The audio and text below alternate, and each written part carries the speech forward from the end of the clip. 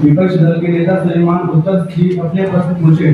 बहुत बहुत धन्यवाद अध्यक्ष महोदय। सबसे पहले तो मैं इस लोकतंत्र के पावन मंदिर में आपने विपक्ष दल के नेता होने के कारण मुझे अवसर दिया, इसके लिए मैं आपका हृदय से धन्यवाद करता हूं। मान्यवर, आज की जो चर्चा का बहस, जिस पर बहस हो रही है, जिस विषय पर, उस पर मैं आपसे कहना चाहता हूं कि हमारी जिम्मेदारी है नेता विपक्ष होने के नाते कि जनता की समस्याओं को गंभीरता से सरकार के समक्ष रखना, ताकि सरकार उस पर विचार करे और जनता के हित में सही निर्णय लेने का कार्य सरकार करे। ये हमारी जिम्मेदारी है। माननीय, मैं पूछना चाहता हूं कि सरकार बताए कि आखिर कब तक वह इस देश के नागरिकों की हक छीनने का कार्य करे। आखिर कब तक सरकार दबे, कुचले, वंचित, पीड़ित वर्ग के लोगों का हक छीनने का सरकार कार्य करेगी। मान्यवर, मैं पूछना चाहता हूं कि जो कर्मचारी संपूर्ण जीवन अनवरत इस देश के आर्थिक, सामाजिक, भौतिक विकास के लिए अपना जीवन खपा देता है, अंत में वास्तव में उसे क्या मिलता है? उसकी बुढ़ापे की लाठी कौन बनेगा? वास्तविक पेंशन उसकी सुरक्षा कवच ही तो है ना। मानेगा सरकार बताए कि आखिर सरकार ने नागरिकों से उसका सुरक्षा कवच क्यों छीन लिया?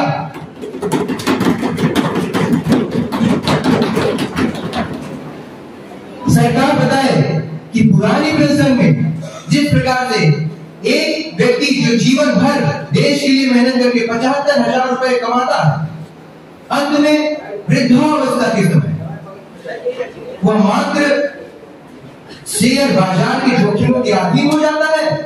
मान्यवर, मैं ये समझता हूं कि देश के नागरिकों के साथ ये विज्ञापन जैसा खिलवाड़ हो रहा है और कुछ नहीं हो रहा है। मान्यवर,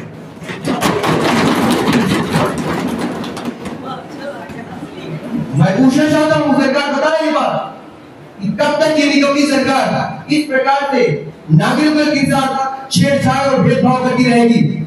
पुरानी पेंशन योजना के तहत सेवानिवृत्ति के समय कर्मचारियों को उनके वेतन की आधी रकम दी जाती थी।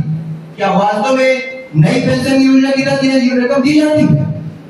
मुझे सरकार ये बताए कि पेंशन देने के लिए कर्मचारियों को वेतन से स्कीम के तहत किसी भी तरह की कटौती नई पेंशन में नहीं की जाती। मान्यवर, ये जनता के साथ खिलवाड़ किया जा रहा है। हमारी महिलाओं के साथ, आदिवासी पीड़ित लोगों के साथ देश के लिए दिन रात काम करते हैं। क्या वास्तव में सरकार इनके बारे में सोचा? सरकार कहती है मेरे पास बजट नहीं है, वास्तव में बजट नहीं है, तो आप सांसदों विधायकों की जो है उसको पेंशन क्यों देते हो? उसको काट दीजिए।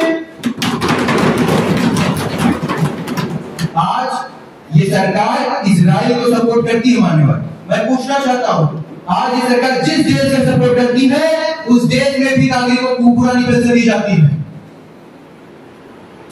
आज पुरानी पेंशन को लेकर कई देश भारत से आगे हैं। भारत आज पुरानी पेंशन को पेंशन देने के मामले में 45वें नंबर पर है। और यही नहीं, हमारी जहां जहां सरकार है, हमने, आप देखेंगे चारों ओर, हमने पुरानी पेंशन अपने स्टेट में लागू की हुई। आज वहां के नागरिक, माताएं, बहनें, गरीब, कुचले तबके वर्ग के लोग, आदिवासी लोग जो उसका लाभ उठा रहे हैं। ये हमारी पहचान है, ये हमारी सरकार ने करके दिखाया। इसके पश्चात मैं अभी सरकार को अपना अवसर रखने का दे रहा हूं। इसके साथ में कुछ आंकड़े भी ला जो मैं दिखाना चाहता हूं। सरकार बताए जो न्यूज रिपोर्ट के आंकड़े हैं और उसका उत्तर सरकार को मुझे लगता है प्राथमिकता से देना चाहिए। मेरे सांसदगण भी प्रश्न पूछने के लिए अधीर है। ये दैनिक भास्कर की रिपोर्ट है, देख लीजिए।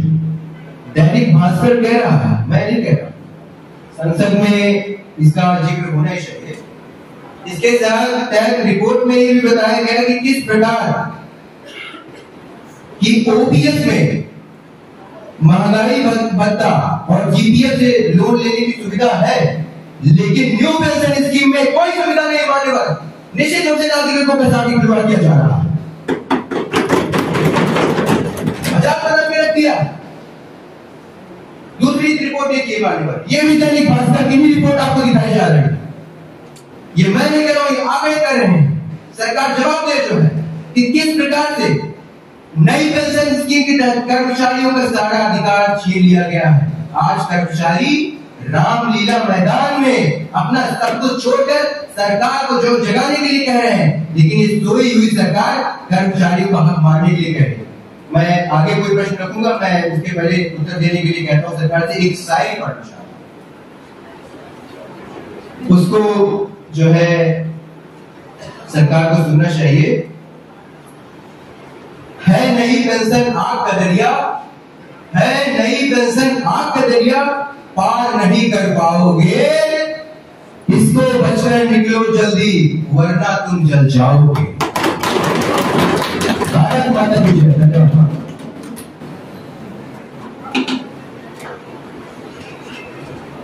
माननीय सदस्य जी अपना पूछें। धन्यवाद मंत्री जी। जो भी चर्चा नई पेंशन योजना पे है और जो सवाल पूछे गए हैं, जो लांछन लगाए गए हैं, मुझे लगता है वो बेबुनियादी है। और माननीय मंत्री जी ने जो भी बातें बोली हैं वो शायद सोच समझ के नहीं बोली है। उन्होंने अपने दिमाग का इस्तेमाल अगर किए होंगे तो ऐसे शब्द ना निकालते। विपक्ष के नेता इन्होंने कहा कि नई पेंशन योजना में हम हक मार रहे हैं।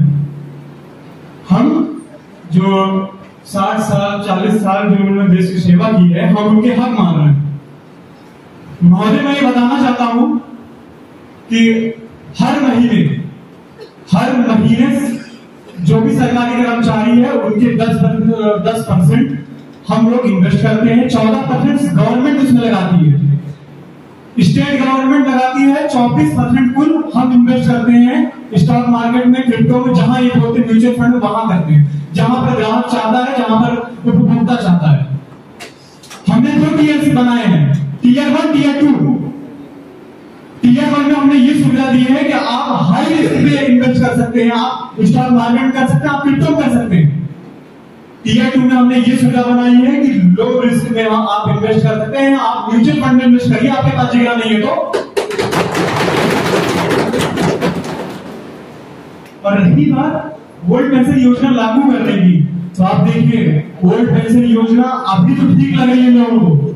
लॉन्ग टर्म में आज से 20 साल 25 साल 30 साल बाद ये देश के लिए एक दीमक का काम करेगी महोदय, दीमक का काम करेगी। अभी इसके दूर परिणाम आपको नहीं दिखेंगे। हमारी सरकार लॉन्ग टर्म को सोच सकती है, 2047 में क्या होना है, क्या करना है, वो हम आप सोच के चल रहे हैं। इस प्रकार की बातें उन्होंने की है। महोदय, हिमाचल प्रदेश में इसका विरोध किया जा रहा है। 80% मेरे पास डाटा है, हिमाचल प्रदेश सरकार का दिया हुआ डाटा है। हिमाचल प्रदेश सरकार का जितना भी रेवेन्यू है उसका 80% पेंशन देने में लग रहा है। 20% में क्या ग्रोथ करेगा? ये बात हुई हिमाचल प्रदेश की। देश के अन्य राज्य झारखंड, बिहार, वेस्ट बंगाल, राजस्थान, जहां पर हमारी सरकार दुर्भाग्यपूर्वक नहीं है, वहां पर भी 1/4 सरकार के रेवेन्यू का 1/4 पेंशन देने में लगा है। इस प्रकार की जो हरकत हम करेंगे, हम जो भी कार्य कर रहे हैं देश को केंद्र में रखते हुए कर रहे हैं। और ये बात करते हैं कि सरकार ने क्या किया, ये कहते हैं सरकार ने क्या किया, मतलब 50 साल इनकी सरकार रही, क्या काम हुआ आपने देखा? मैं दिखाता हूं क्या काम हुआ है। महोदय, मैं लिस्ट निकाल रहा था जो घोटाले हुए 1947 से लेकर के 2014 तक के, जो घोटाले हुए, जो इनके मंत्रियों ने काम किए हैं, उसकी मैं लिस्ट निकाल रहा हूं। आंकड़े दिखाए हैं इन्होंने, आंकड़े मैं भी प्रस्तुत करता हूं। महोदय, 12 लाख करोड़ तक का घोटाला मैंने गिना है, उसके बाद मैंने गिनती छोड़ दी। सर ये किस विषय में बात हो रही है? ऑब्जेक्शन सभापति महोदय, आज की चर्चा पुरानी पेंशन पे घोटालों पे नहीं है। अभी उनका सुनिए, माननीय तो बोलिए। ये नहीं सर, बिल्कुल बचे हुए कुछ सवाल उन्होंने पूछे हैं, मैं चाहता हूँ कि हमारे मंत्रीगण हैं वो इसको सवालों के जवाब दें। Honourable speaker sir, thanks for mike. अभी का क्वेश्चन था, उन्होंने कहा बीच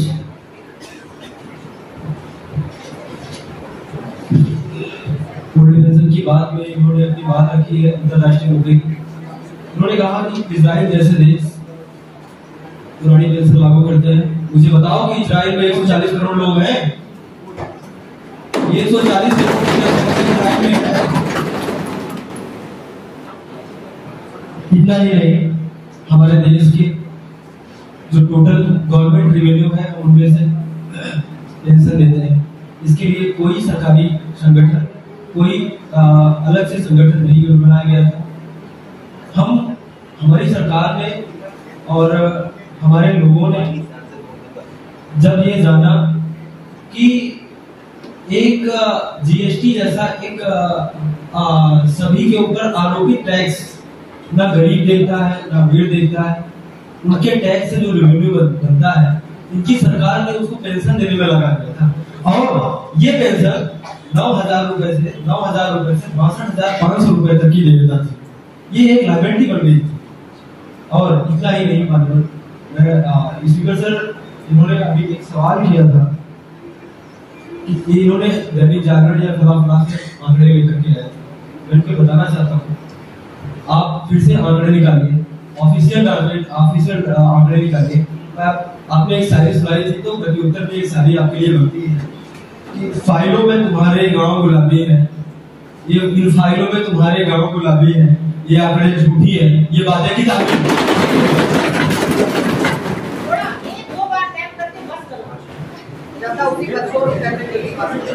मान्यवर, इन्होंने बात की है अभी कि जनता का पैसा खा रहे हैं। इन्होंने कहा जनता का पैसा हम खा रहे हैं। महोदय, ऐसी स्कीमें हैं, ऐसी योजनाएं सरकार चला रही है, जितना ग्रोथ इन्होंने 10 साल 20 साल 50 साल की सरकार है उतने नहीं किया। 9 साल के उसमें इतना ग्रोथ किया है। महोदय 10% 10वें स्थान पे 7वें स्थान पे छोड़ गए थे भारत देश को। आज हम लोगों ने वर्ल्ड की 5वीं लार्जेस्ट जीडीपी बनाई है। किस बात कर रहे हैं? ये काम किया उन्होंने। इसी के साथ हम विपक्ष को अपनी बात रखने का मौका देना चाहते हैं। बहुत बहुत धन्यवाद। एक लड़की को बुलाओ, उसको मयूर शर्मा को बुला दो। अध्यक्ष महोदय, जिस पन्ने की आप बात कर रहे हैं कि रह गई वो किताबों में, तो मैं आपसे पूछती हूँ कि किस तरह किताबों में रह गई है। आप मध्य प्रदेश का भोपाल का आपने एक मुद्दा उठाया। मैं बता रही हूँ कि हम हमारे शिक्षक भी हैं, जो न्यू स्कीम के तहत उनके ऊपर जब ये रिटायर होंगे, जो न्यू स्कीम तहत ऊपर उन्हें पैसा मिलेगा, पेंशन मिलेगी, उसका आप सुन लीजिए। डिंडौरी में ये दैनिक भास्कर की रिपोर्ट के अनुसार कहा गया है कि डिंडौरी में संतोष कुमार नाम के एक कर्मचारी शिक्षक हैं, जिन्हें 62 साल की उम्र में रिटायर हुए 2022 में। ठीक, न्यू पेंशन स्कीम के तहत उन्हें 68,000 रुपए प्रति माह मिलते थे। ठीक है, एनपीएस के तहत आंकड़े मैंने खुद निकाले हैं, अब कहा क्या गया उसमें, न्यू पेंशन स्कीम के तहत उन्हें 7,28,000 मुफ्त मिले और जिन्हें पेंशन मिल रही है 2,349 रुपए मिल रही है। क्या 2,000 में आपका घर चल रहा है? मैं आपसे पूछना चाहती हूँ, 2000 में आपका घर चल रहा है? किसका घर चलेगा 2000 में? किसी का घर नहीं चलेगा महोदय। और मैं आपको बता दूं कि ओपीएस के तहत इनकी क्या निकलती, ओपीएस के तहत जो इनको मिलती वो पेंशन स्कीम के तहत वो उन्हें मुफ्त में 25 लाख रुपए मिलती और उसके बाद जो उन्हें पेंशन मिलती 37,000 रुपए मिलती।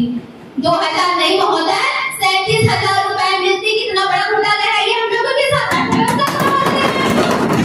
अर्थव्यवस्था के अंदर हम लोग नहीं आते हैं, अर्थव्यवस्था के अंदर हम लोग भी आते हैं। जिस अर्थव्यवस्था की आप बात कर रहे हैं वो अर्थव्यवस्था हम लोग, अगर हम लोग चाहें तो आपकी सत्ता की नींव हिल सकती है।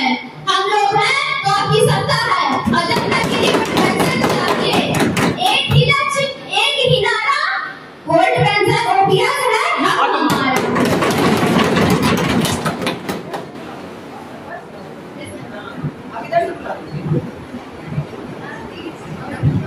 माननीय सदस्य जवाब दें। मंत्री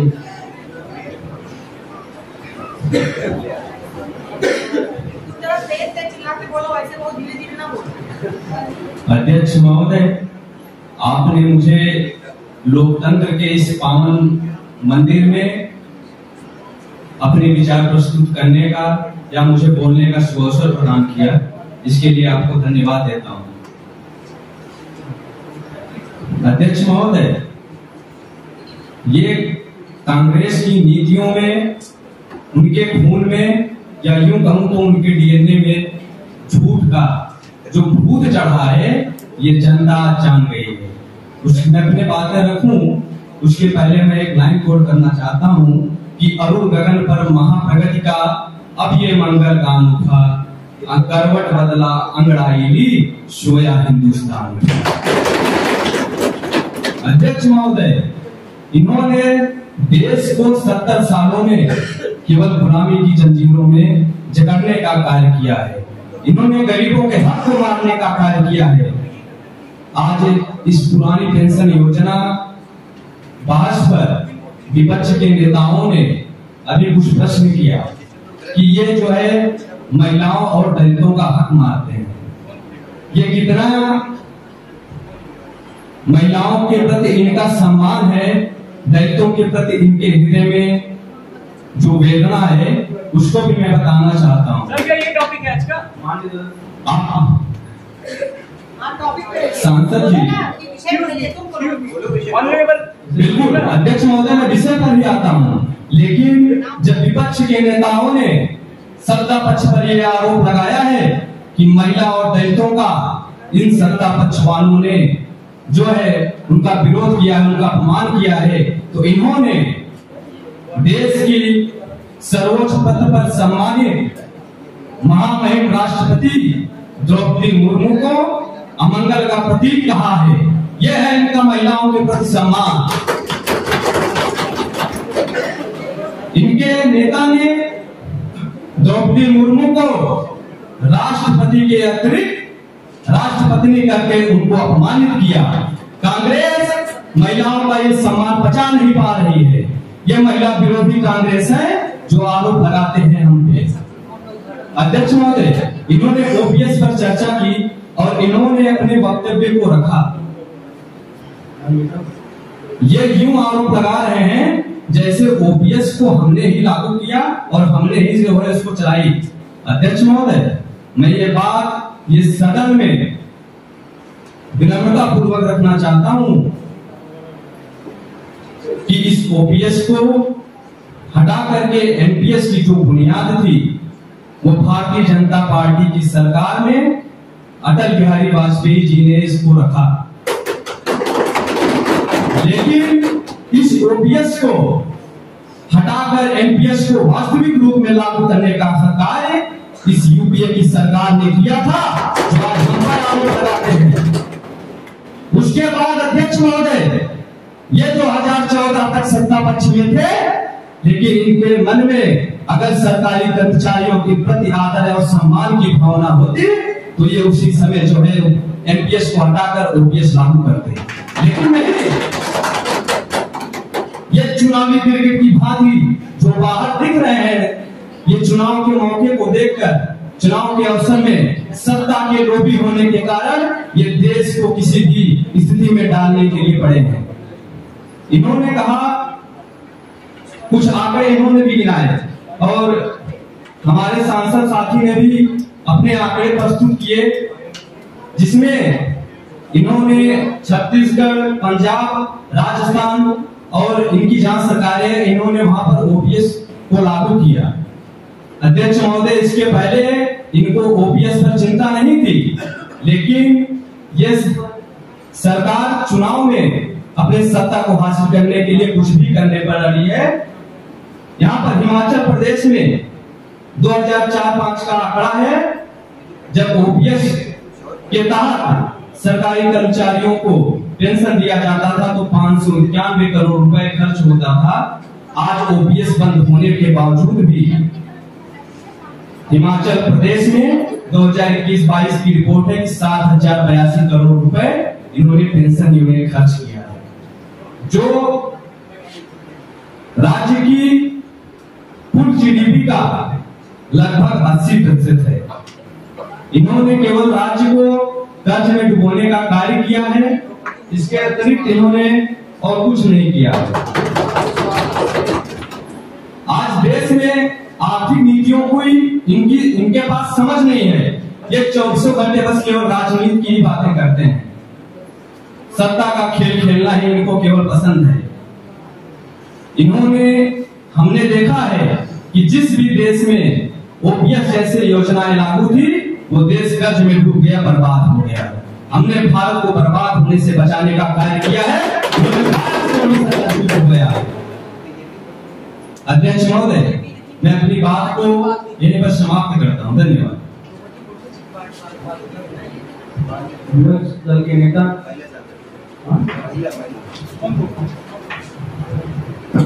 माननीय कीर्ति जी।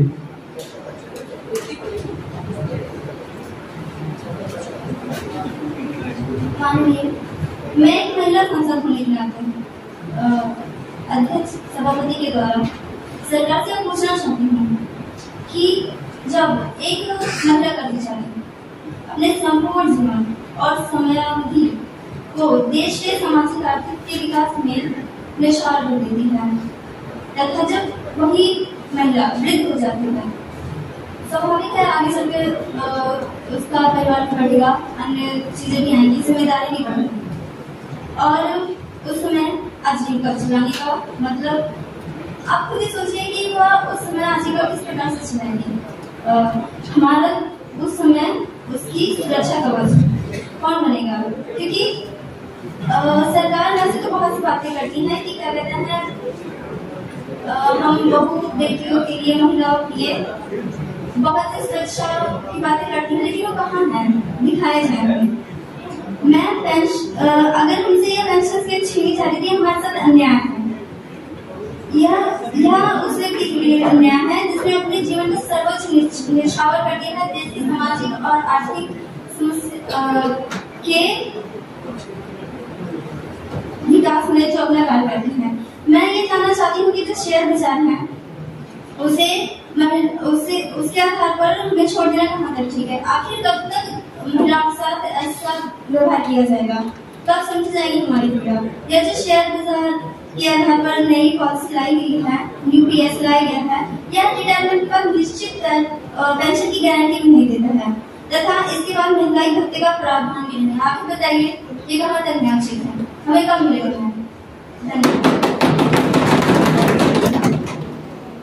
संबंधित मंत्री जी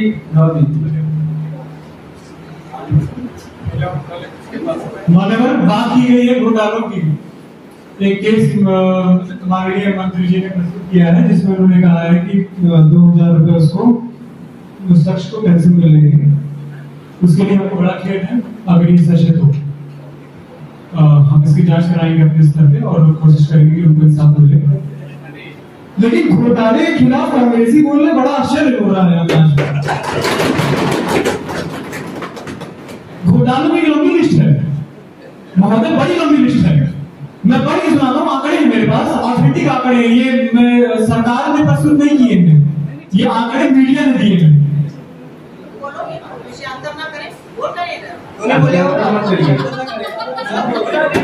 इस प्रकार से आज जिस पर चर्चा हो रही है उसी पे चर्चा करेंगे।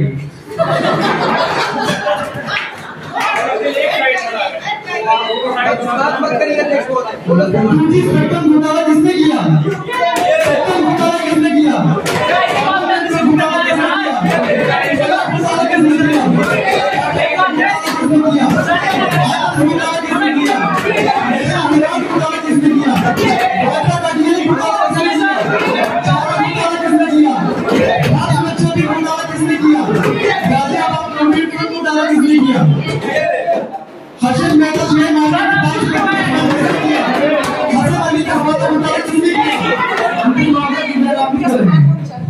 कुल मिलाकर 12 लाख करोड़ का घोटाला हो गया। तो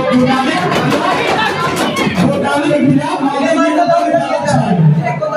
आपकी बात और उड़ रही है, आपकी बात और उड़ रही है। आप अपनी गरिमा बताइए सर। जी सर, आज जवाब दें तो कृपया टॉपिक करिए, रखे ना और शांति व्यवस्था बना रखें। अध्यक्ष महोदय, आज सदन ओपीएस जैसे महत्वपूर्ण मुद्दों पर चर्चा करने के लिए आयोजित की गई है और ये संपूर्णतः एनडीए को ही दोषी ठहराते हैं। ये ओपीएस की चर्चा करते हैं, लेकिन ये सत्ता पक्ष में होने के बावजूद भी ये ओपीएस को लागू नहीं करते हैं। आज जब इनके पास सत्ता में आने के लिए कोई भी अवसर नहीं रहा, कोई भी मुद्दे नहीं रहे, तो इनको अब अचानक ओपीएस की बहुत याद आई है। अध्यक्ष महोदय, ये ओपीएस सरकार लागू क्यों नहीं कर पा रही है? सरकार का ओपीएस के प्रति चुनौतियां क्या है, इसकी समस्याएं क्या हैं, ये उस पर बात नहीं करेंगे। ये केवल बात करेंगे नहीं, हमको ओपीएस लागू करना है। भारत देश ने देखा है कि जिस देश में ओपीएस जैसी योजनाएं थी वह कर्ज में डूब गए, वह बर्बाद हो गए। इसके बावजूद भी इन कांग्रेसियों को राष्ट्र की चिंता नहीं है। ये केवल अपनी वोट बैंक की राजनीति के लिए गंदे से गंदे स्तर पर गिरते जा रहे हैं। अध्यक्ष महोदय, सरकार यदि ओपीएस लागू करने की भी विचार करती है तो उसके लिए सरकार के ऊपर पेंशन की देनदारी का जो बोझ बनता है उससे सरकार जो है कर्ज में डूबने के कगार पे आ जाती है। और अध्यक्ष महोदय, ओपीएस के लिए कर्मचारियों को पेंशन देने के लिए किसी भी विशेष कोष की व्यवस्था नहीं है जिसके माध्यम से सरकार कर्मचारियों को ओपीएस लागू करके उन्हें पुरानी पेंशन योजना का लाभ प्रदान। अब ये पूछते हैं अध्यक्ष महोदय कि ओपीएस के लिए किसी विशेष कोष की व्यवस्था क्यों नहीं है? अरे भाई, 2004 के बाद आप भी 2014 तक थे, क्यों नहीं है व्यवस्था? 70 साल देश को अपने गुलामी के जंजीरों में जकड़ने वाले कांग्रेसी आज हमसे प्रश्न करते हैं कि हमने व्यवस्था क्यों नहीं किया। अरे इतना बड़ा परिवर्तन कहाँ मिलेगा? जिन्होंने 2007 में सुप्रीम कोर्ट में हलफनामा दिया कि राम है ही नहीं, आज वो खुद फर्क कुछ नहीं आया।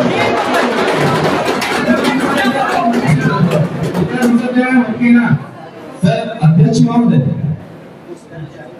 भारत सरकार को ओपीएस के लिए अपने बजट से पेंशन का भुगतान करना पड़ता है, जिससे भविष्य में साल दर साल भुगतान के कारण देश पर, राष्ट्र पर कर्ज का बोझ बनता है। और वर्तमान समय में यह कर सरकार जो अपने बजट से सरकारी कर्मचारियों को पेंशन के रूप में देती है वो इनके सैलरी से नहीं आती है, वह इस देश के गरीबों की, उनके मेहनत की, उनके परिश्रम की, उनके जो है परिश्रम की और करदाताओं की वर्तमान पीढ़ियों से भुगतान किया जाता है। इन्होंने देश को केवल बर्बाद किया है, गरीबों का शोषण किया है। ये गरीबी और महिलाओं के सम्मान की बात करते हैं, इनको शर्म नहीं आती है। आज भाजपा सरकार को ओपीएस जैसी योजना लागू करने में अगर राष्ट्रहित में ये सब चुनौतियां उत्पन्न न होती तो हमें ओपीएस लागू करने में कोई भी तकलीफ नहीं थी। लेकिन इनको है, ये ओपीएस लागू करने पर जो विशेष चुनौतियां हैं ये उस पर समाधान नहीं करेंगे, लेकिन अपनी गंदी राजनीति के लिए, सत्ता में आने के लिए ये जैसे हिमाचल, राजस्थान और पश्चिम बंगाल को कर्ज में डुबोया है, वैसे राष्ट्र को भी कर्ज में डुबोने के लिए आए। अध्यक्ष महोदय, 1990 और 91 का केंद्र का पेंशन बिल है जो 3,272 करोड़ रुपए है और सभी राज्यों का कुल खर्च 3,131 करोड़ रुपए है, जो वर्तमान समय 2021-20 तक लगभग 58 गुना वृद्धि हो गया है। और यह सब पेंशन, यह सब राशि केवल देश के कर्मचारियों से पेंशन देश की इन निम्न वर्ग के लोगों से वसूल कर दी जाती है। ऐसा कार्य गरीबों का शोषण, दलितों का शोषण भारतीय जनता पार्टी नहीं करेगी। अगर विपक्ष इन मुद्दों पर बात करे, इन चुनौतियों पर समाधान के लिए साथ खड़ा हो, तो हम पूरी मजबूती के साथ इन सरकारी कर्मचारियों के हित का कल्याण की बात सोचेंगे। हमने एनपीएस के मुद्दे पर वित्त मंत्री के द्वारा भी एक विशेष समिति का गठन किया है। सरकारी कर्मचारियों के प्रति जितनी भी देयता, जितनी भी अच्छी से अच्छी पहल हम कर सकते हैं, हम उनके लिए करेंगे। धन्यवाद। नेता सलमान सैयद गिलाटो जी, कृपया प्रश्न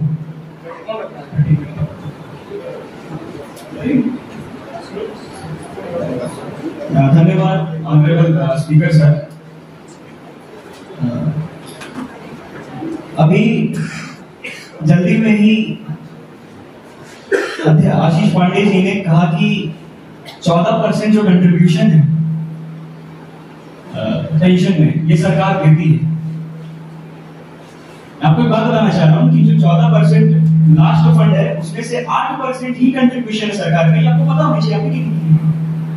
और उससे बड़ी बात यह है कि मैं आप सभी विपक्ष वालों से एक बात पूछना चाहता हूं कि अगर आपका पैसा, मान लीजिए आपके जेब में कुछ पैसा वो आपसे खुद से होता है, उसमें आपको ज्यादा दर्द होगा या फिर आपसे उसको कोई ले लेता है और फिर कहता है वो खो गया पैसा मेरा, उसमें आपको ज्यादा दुख होगा। आप ये बताइए, यहां पे स्कीम ये है कि 40% जो 60% विड्रॉल टोटल कलेक्टेड फंड है वो 60 साल बाद पेंशन के रूप में दे दिया जाएगा और 40% इन्वेस्ट होगा इमीडिएट तौर। लेकिन ये जो 40% इन्वेस्टमेंट है, कि मैं कहानी बताना चाह रहा हूं आपको। सरकार के जितने इन्वेस्टमेंट्स हैं, मैं उससे बात करना चाह रहा हूं। एचडीएफसी बैंक की बात कर लेते हैं। आज का जो स्टॉक है एचडीएफसी बैंक का, वो -0.018% में चल रहा है। विप्रो लिमिटेड की बात करते हैं, प्रधानमंत्री जी को टेक्नोलॉजी बहुत पसंद है, उस पर बात करना चाहता हूं मैं। -2.2% Wipro limited, Infosys limited ADR -0.12%, LIC house finance limited -3.03%, LIC corporation of India -6.8%। कहां इन्वेस्टमेंट कर रही है सरकार? कर रही है तो काम करेंगे, खाली करना चाहते हैं बस। आप कर रहे हैं, इन्वेस्ट कर रहे हैं, तो इन्वेस्टमेंट का फायदा भी तो होना चाहिए। क्या बनाएंगे आप बाद में सबको? बाद में तो ये बोलना है कि अर्थव्यवस्था कमजोर हो गई।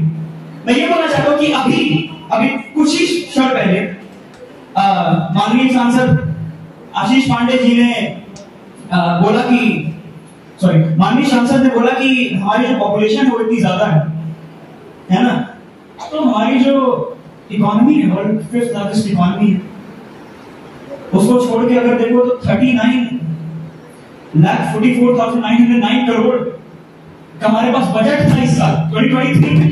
इसके बाद में आपको क्या, और मजे की बात है 2023 का बजट, टू का बजट बताता हूं आपको।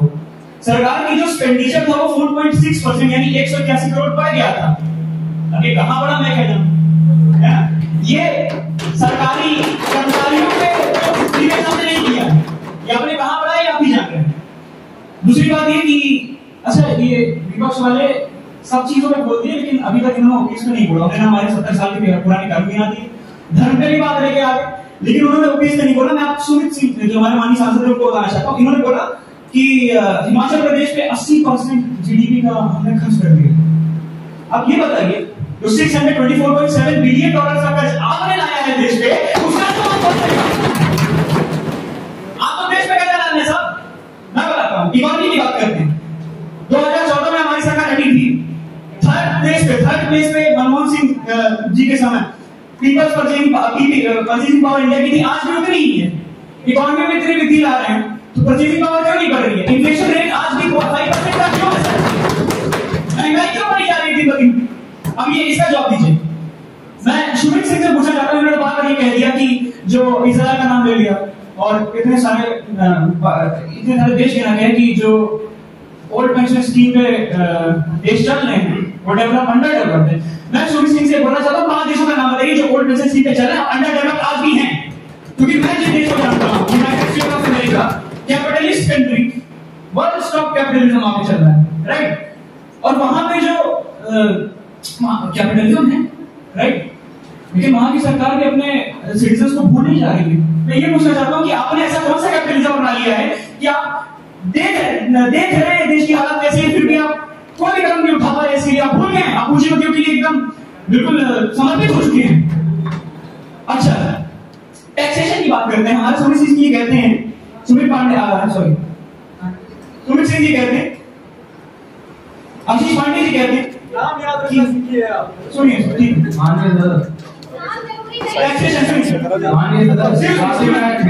बात ये जैसे आपको आंकड़े का याद रहते हैं, वैसे मुझे नाम भी याद रहते हैं सर।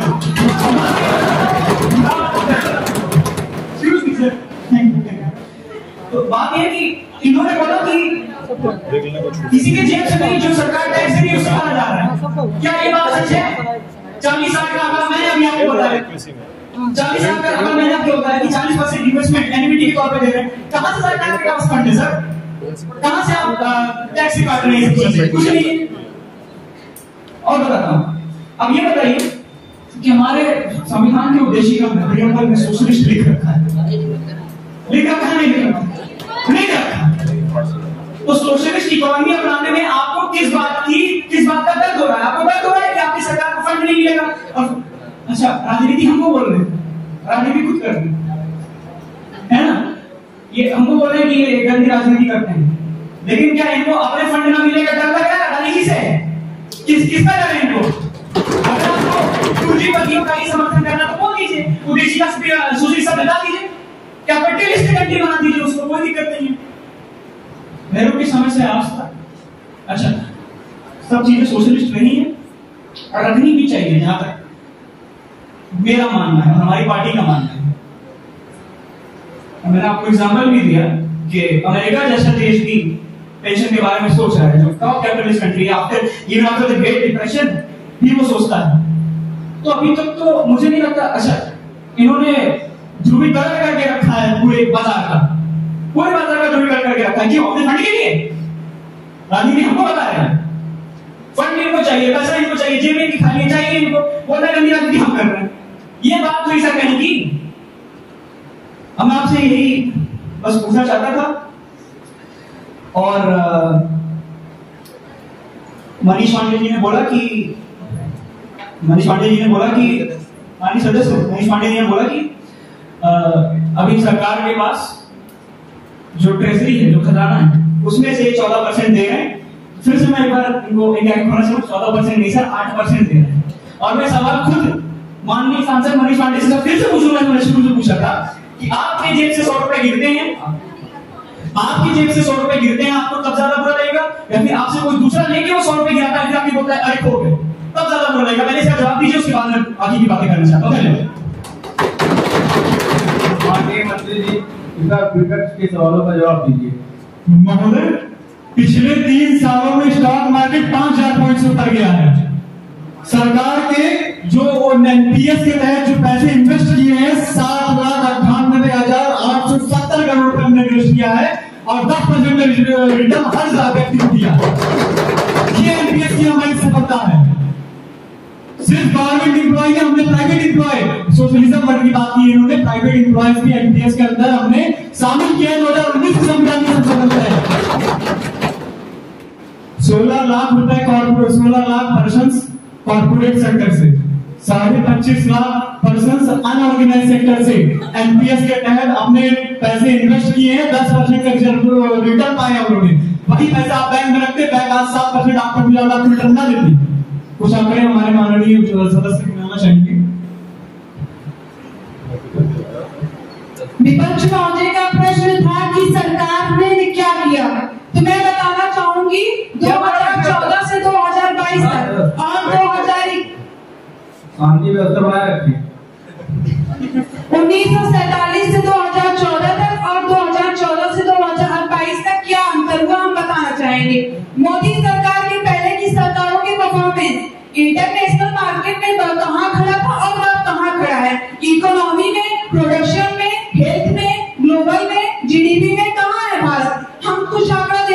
जाएंगे। सेक्टर 1947 से 2014 में कितना था, अब 2014 से 2022 तक अर्थव्यवस्था 10वें स्थान पे थी, अब 5वें स्थान पे पहुंची है। सरकार की कार्यशैली की हम बात करें तो 130वें स्थान पे थी, अब 49वें स्थान पे है।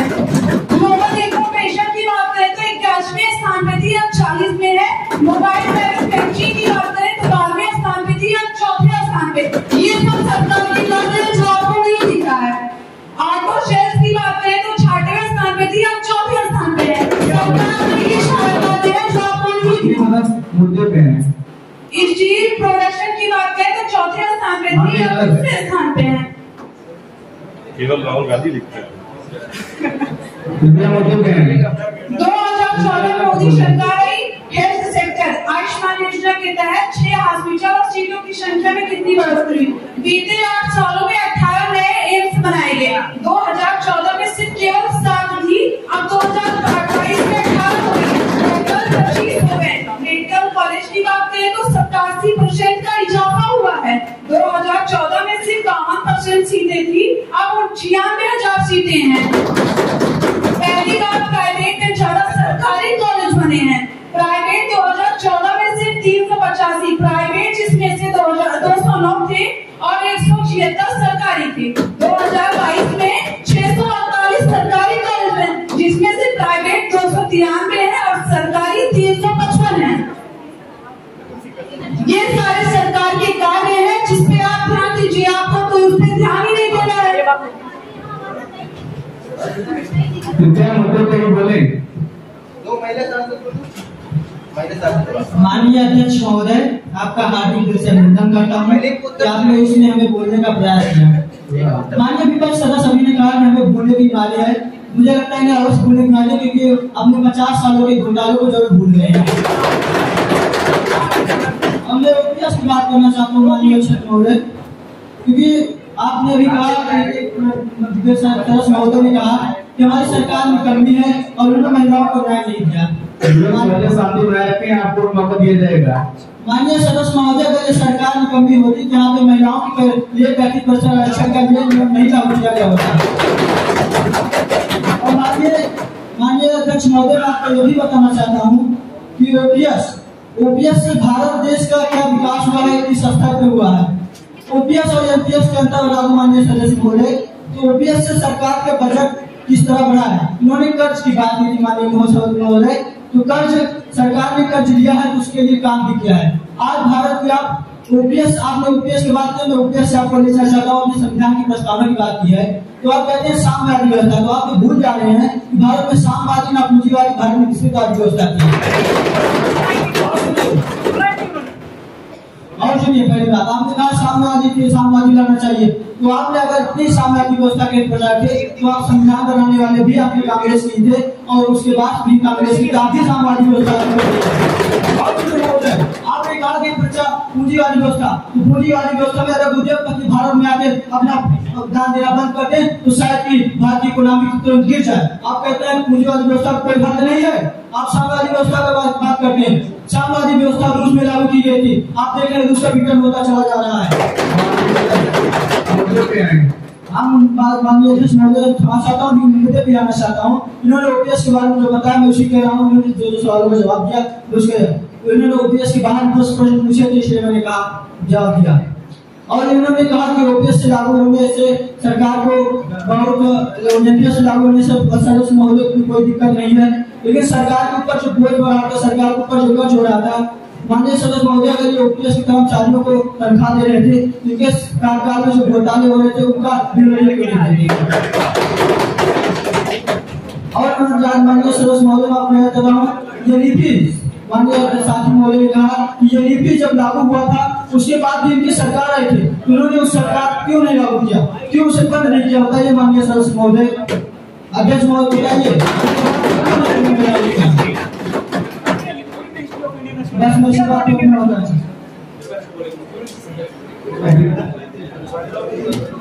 विपक्ष के नेता श्रीमान कृति जी हमने पूछे श्रीमती कृति जी हमने पूछे विश्व के सबसे बड़े लोकतंत्र के इस पावन मंदिर भारतीय संसद में मैं अध्यक्ष महोदय को संबोधित करते हुए आज ओपीएस पर आयोजित इस संसद सत्र में अपनी बातों को रखना चाहती हूँ। मुझे इस बात का अत्यंत दुख है कि ओपीएस पर आयोजित यह सत्र घोटालों पर केंद्रित हो गया है।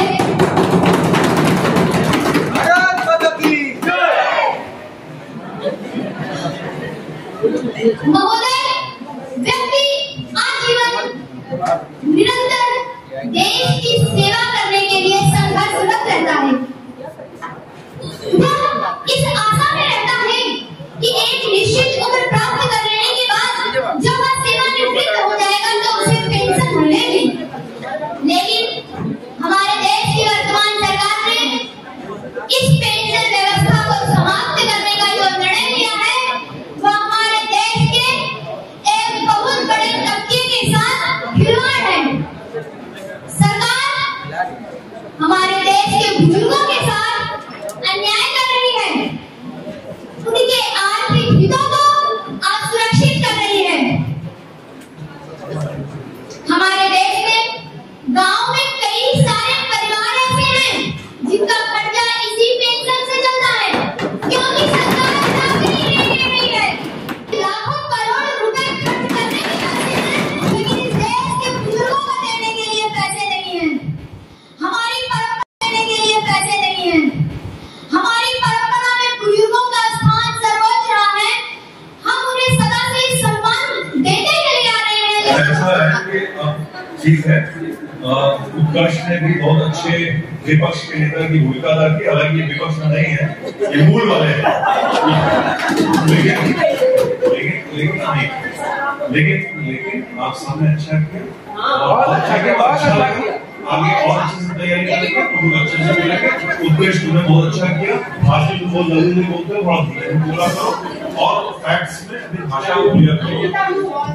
आप लोगों ने बहुत अप्रत्याशित आज सदन में काम किया। इतना आसन नहीं थी, आप लोग इतना बढ़िया बोल रहे हैं। ये आश्चर्यचकित